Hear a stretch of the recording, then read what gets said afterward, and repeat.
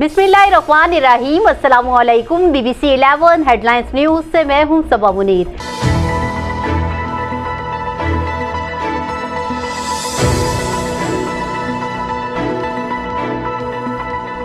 नाजरीन, आपको अपडेट करें तांत्यावाला से, जहां हमारे नुमाइंदा खसूसी ज़मीर हैदर के मुताबिक डिप्टी कमिश्नर फैसलाबाद के अहकामात की रोशनी में 3 करोड़ मालियत की अराजी वागजार करवा ली गई।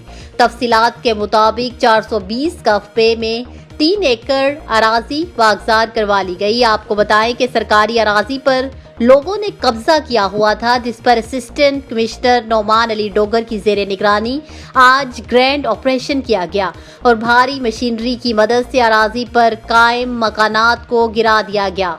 असिस्टेंट कमिश्नर नौमान अली डोगर का कहना था कि सरकारी अराजी पर कब्जा किसी सूरत बर्दाश्त नहीं किया जाएगा, खिलाफ वर्जी करने वालों के खिलाफ सख्ती से निपटा जाएगा। ऑपरेशन की निगरानी असिस्टेंट कमिश्नर नौमान अली डोगर ने खुद की, जबकि इस मौका पर पुलिस की भारी नफरी मौजूद थी।